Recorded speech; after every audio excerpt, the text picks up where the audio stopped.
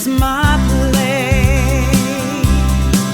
and I am welcome. Good morning, everybody. So glad to be back with you.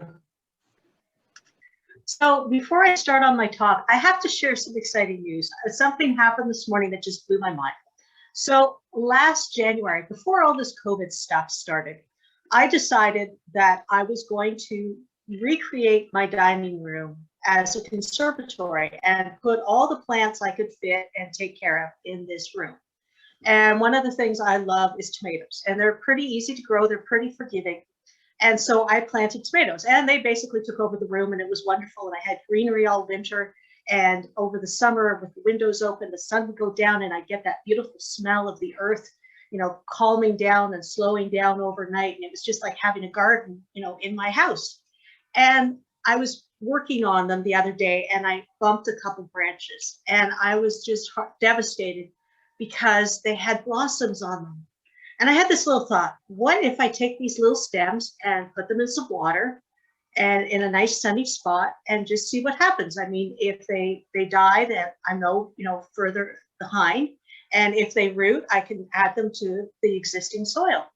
So I went out this morning or yesterday morning, and I was noticing that the flowers were drooping, and I thought, oh, okay, it's a failure that the plants are dying because they don't have enough root system.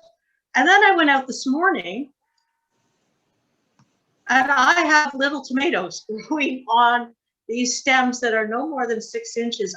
I knew that there was life in them because I could see new leaves growing. But to see tomatoes this morning was just like blew my mind on the faith of my tomato plants. I hope that my life, my level of faith grows to this level of my tomato plants, that I can see that there is life, that there is wonder, that there is joy, that there is all of this, in spite of Ontario being in total lockdown and things not feeling normal at all. That, wow. So thank you, tomatoes, for the lesson. That's all I have to say. No, but seriously, the Feast of Fools. So I went back into my notes. I did a minor in medieval studies, and I discovered something. My professor lied to us. They said the Feast of Fools was after Easter. Well, the current scholarship that I've got says no, it was around the Feast of Circumcision.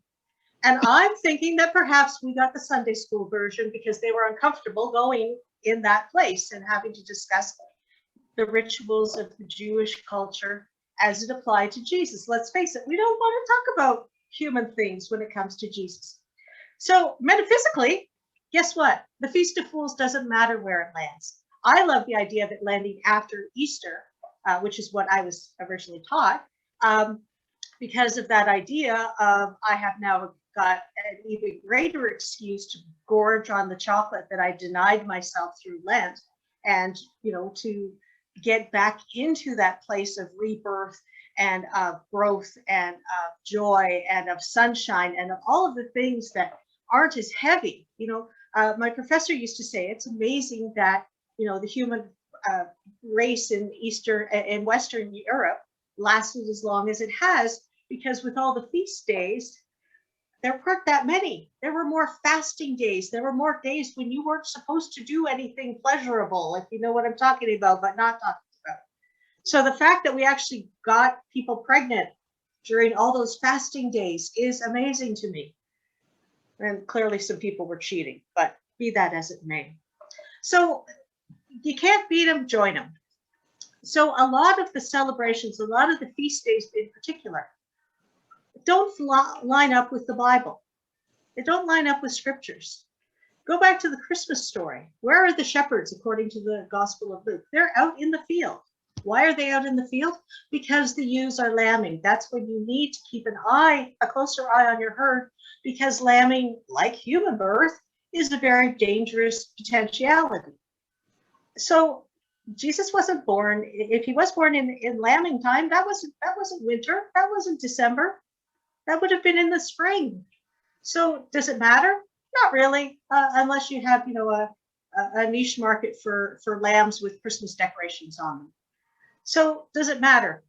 Not really. So what can we take from this Feast of Fools, though? And the idea of the Feast of Fools was not only levity, but it turned the social hierarchy upside down for a day, including at the churches, which is probably why it kind of fell out of favor, at least in Catholicism, because people were doing things that they shouldn't be doing and making fun of the priest and making fun of the bishop and making fun of the pope and creating anti-popes and doing all this political stuff, in the name of fun and frivolity and letting go of the strict formality of life. So what does it mean for us? It means we don't have to get too tight about, what day does something fall on? What does this mean to me? What it means to you is what it means to you. That's what metaphysics is about taking these stories from the Bible and making them very personal and finding ways to, remind yourself that you're not alone on this path. And for those of us who are self-isolating as ourselves in one person in a house, that could be an important reminder to have that we aren't alone on this journey, that there is a world out there beyond our walls, that there is this opportunity for us to share our gifts, whether it's through Zoom or a call or a text or heaven forbid, a handwritten letter sent by a regular post. I got one of those this week. It was wonderful. So just that opportunity to be out there. So as Pat said in the introduction, the fool traditionally has been the person who could speak truth. And if you want proof of that, go back to Shakespeare and reread King Lear. The fool is the only one who speaks truth. The youngest daughter does, but she doesn't take it far enough because she couches her words a little too much and the meaning goes over most people's heads. But the fool is the one who speaks truth. And this is true that, you really had to be way out there before as a fool, as the court jester, that your life would be in danger. A lot of other things, you say something and the king's off with his head and march you off. So the question for me, which I asked is, how honestly are you talking to yourself? Are you being a fool for yourself? Are you being that person who speaks truth? So last week, Pat talked about the 4 V's.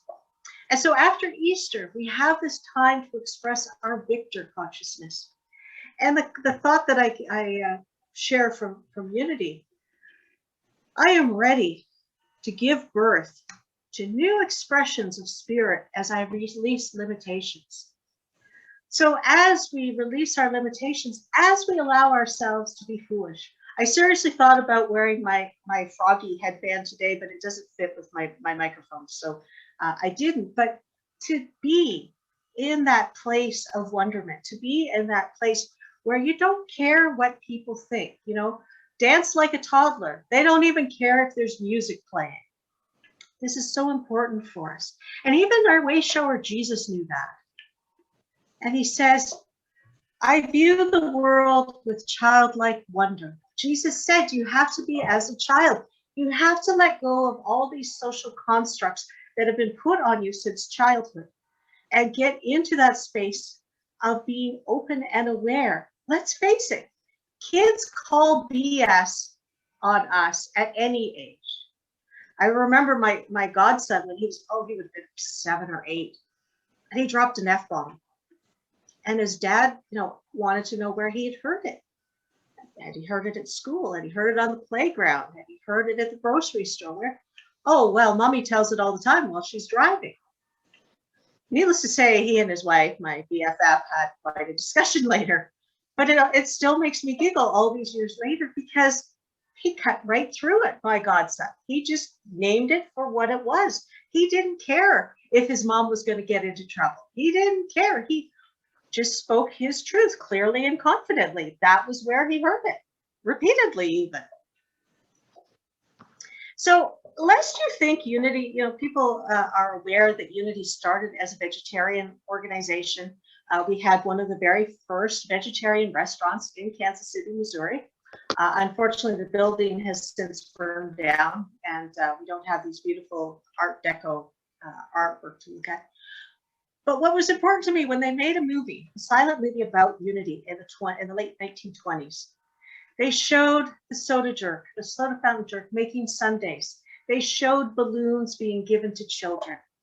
So we may be vegetarian. We may choose not to, those of us that, those who have chosen a vegetarian. I'm kind of heading there that way myself, but we're not saying you have to be on this rigid diet. There was room for, and it was funny. I had the opportunity to speak to Rosemary Fillmore Ray, the Fillmore, our co-founder's granddaughter.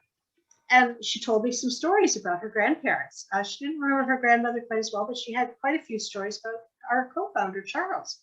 And one that stuck with me was that if he was performing a wedding, and I just kind of try and boggle my mind around the idea of having Charles perform the wedding. But if he knew that there was going to be a reception and that fried chicken was on the menu, and that would be appropriate because of where Missouri is. It's kind of in the South. It was, part of the Union States. And he would whisper to her. He would send that word to her. Meet me after the wedding, and you can come and sit with me at the reception, and you can eat my chicken so it doesn't go to waste. And she started laughing, and she said, I'm trying to think of what people must have thought seeing this little dressed up girl sitting next to the preacher eating his chicken. We're generally, for all of the highfalutin ideas that Charles had and all of the wisdom that Myrtle had about raising children and being in oneness and creating health and wholeness. They were at the very core human. I love this one. I find joy in being my true self. And that's one of my passions, is finding the true self of Charles and Myrtle and the family that, kind of really got unity going. That idea that it's about authenticity. It's about being that fool to yourself and speaking truth and listening to your truth and knowing that nobody else can tell it to you the way you tell it yourselves. So another story from Rosemary. So Charles was not above liking a slightly off-color joke. But what he would do is he would rework it. So he'd get up. I want you to imagine these two. They're at the platform giving the Sunday lesson. Charles gets up to give his talk. A lot of the times he was in tails. He had a morning suit on. And he would start to tell this joke, which he had shared with Myrtle in the comfort of their own home. But he had shared the original version.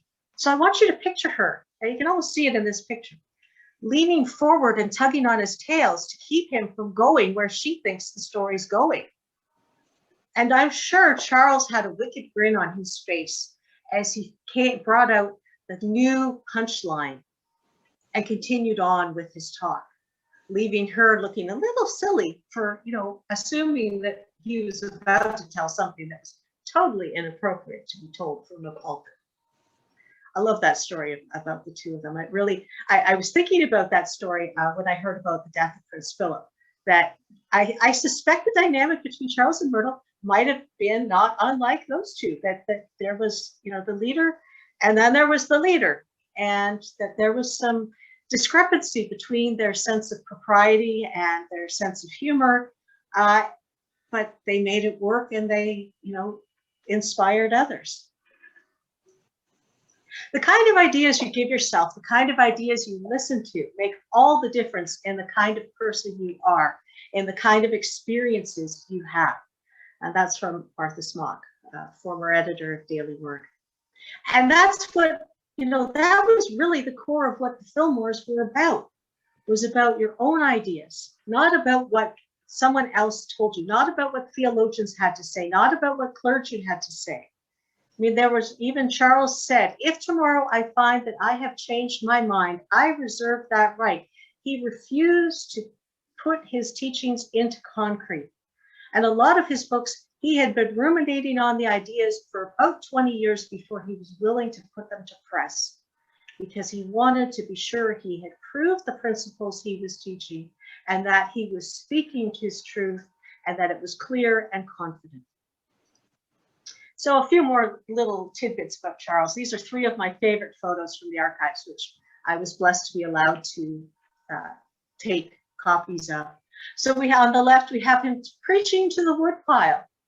Does that look like the founder of a religious organization as he was called in newspapers? I don't think so. The second one reminds me of a story I heard about him from when he was married to his second wife, Cora. Cora was very stringent, and she was much more focused about the tasks that Charles had to do. I suspect that it was more of a platonic relationship, one that it was better for them to travel together as husband and wife than as man and secretary. So there we are. But she would tell the driver wherever he was to speak, do not go by the movie theater. If there is a Western on, Mr. Fillmore will be telling you to stop so he can go in and watch the movie. And he has an appointment today. Very human experiences. And Charles with his golf clubs. As many of you are aware, there is a golf range on Unity property. I don't know if that was an earlier version of it or if we got a golf course because Charles liked to play golf. That's something I need to investigate sometime. After Charles decided to retire from the pulpit and from the administrative work, his first son, Lowell, took over. And I love these pictures of Lowell. Again, I thank the Unity Village Archives for allowing me to take copies of them. The pictures with the cat and the dog are actually from Christmas cards. And they had cats and dogs, and often Lowell would send the Christmas card out written from the point of view of the animals. So the animals would talk about, what their humans had been up to. And I think, that's like Instagram for pets, today, back in the 40s and 50s. He was way ahead of his time. It's said of Lowell that he could have gone into vaudeville had he not gone into the family business, as it were. And we see him doing his best impression of William Tell. So we have these people, and sometimes we get caught up in their spiritual ideas, and we forget that they were humans. We forget that they had a sense of humor. Growing up, I was introduced to a photo, and I have a copy of it somewhere in my house, and it's the laughing Jesus. And I remember when I saw that was probably part of my movement away from my childhood church, was that idea that Jesus laughed. We're told Jesus wept, but we're not told he laughed. But I think there's a few times you can read between the lines of an eye roll or a sigh or as I think it was one of the prosperity programs, he talked about the lilies of the field, that they neither toil nor spin. You knuckleheads, like if that doesn't prove to you, like my tomato, that it will blossom, why are you stressing? This whole idea of languaging and being gentle with ourselves and having some fun with this. Our spiritual life is very serious, and it can be very serious, but it's too serious to be taken seriously. We need to add that humor in it. I am God's love and expression. Well, are you God's love and expression, but it's expressing to everybody else, but not yourself? That's one of the first things that the fool knows.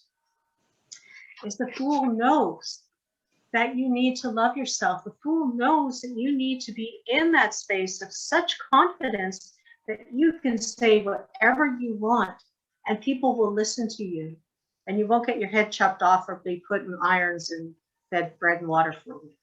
But that you can walk safely through your own mind without stabbing yourself in the back or reminding yourself of some error you made or discovering some metaphysical dust bunny that you were sure you had released and you had no further work to do.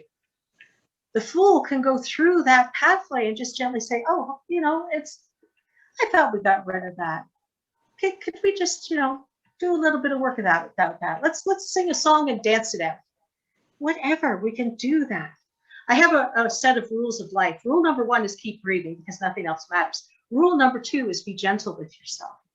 And I made it rule number 2 because I've come to understand how important that process is. How important it is to be gentle with ourselves, first and foremost. We can be gentle with everyone else. We can be really polite to that person who just cut us off in traffic. But we can also, first and foremost, be gentle with ourselves. So, so important. And in that, we can accept and respect ourselves. This is the victor consciousness in expression. This is where we take that Easter story forward into expression. This is where we take that part of us that has come out of the tomb, that has endured the crucifixion, and we move forward and we allow whatever needs to be left behind to be left behind. You know, we are told that there were linen cloths in the tomb.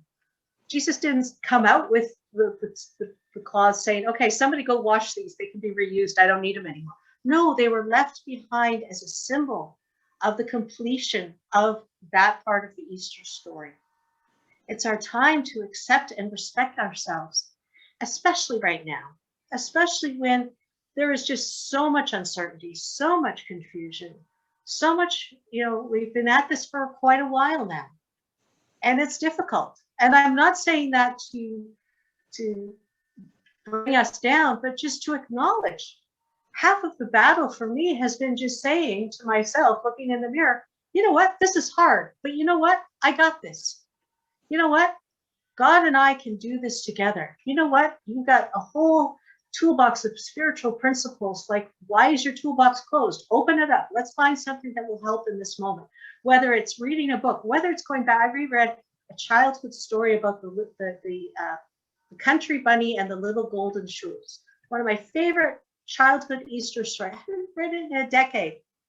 And I wanted to weep because it was such a beautiful story. And it took me back into that place of family and of the memories. And for that while, as I was reading that story, I wasn't feeling so alone.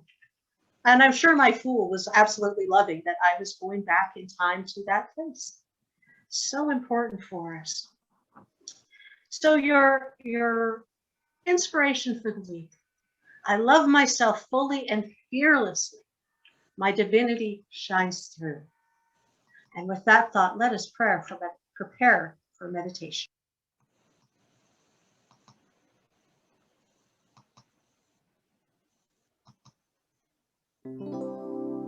In the silence,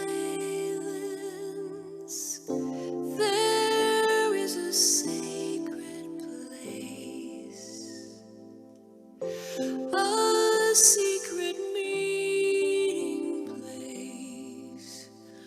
Love is there, and in the silence, where every color blends and every rainbow ends, good is there.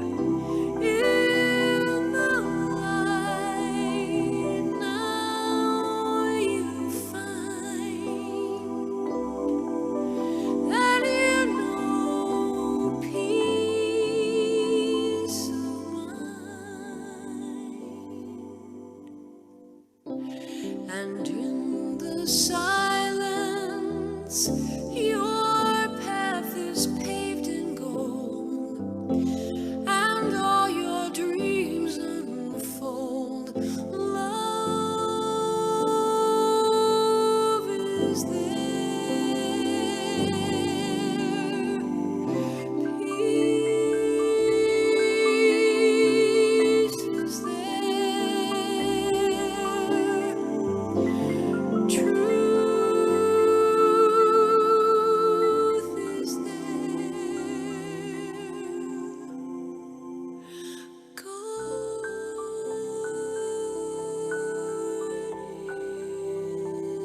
is there.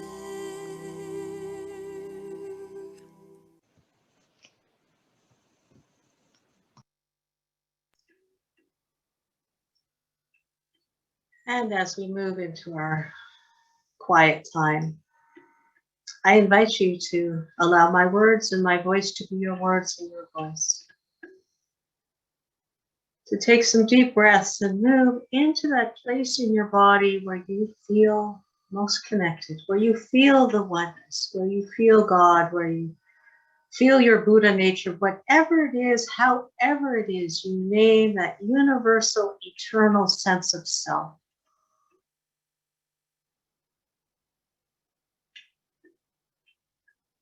And breathing into that space, we allow the week that was to be where it was. We can review it again at a future time, and we allow the week that is to be to remain in the future. It's waiting for us to move into this now moment, this sacred space of coming together one heart, one hand, one soul. Feeling the community that we are.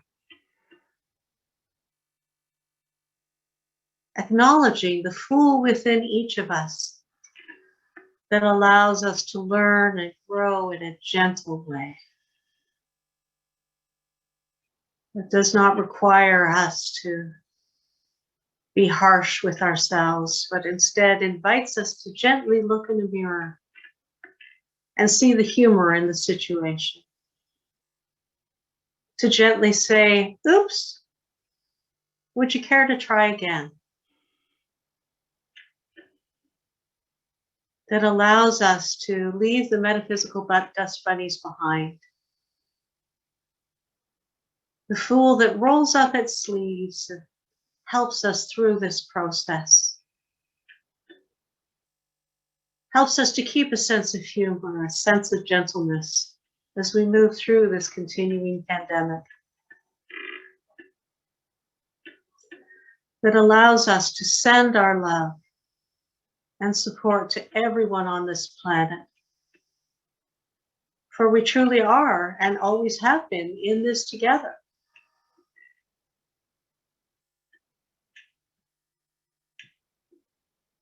And as we breathe, we bring to heart and mind anyone for whom we have a prayer request, for whom we have a special thought. For those who are grieving, we send comfort. For those who are expecting a new birth in their family, we send thoughts of strength and love. For those who are looking at the calendar and wondering how they will do what needs to be done, we enfold you in love and light, knowing that you have what it takes to do things. For if they are yours to do, you will have the tools to do them.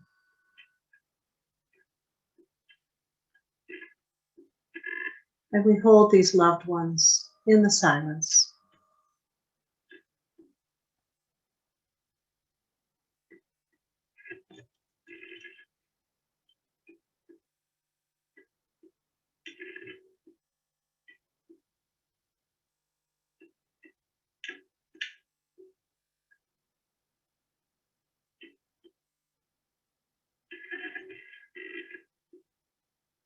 And we give thanks for this opportunity to come together, for the technology that allows us to be as one, to share and express,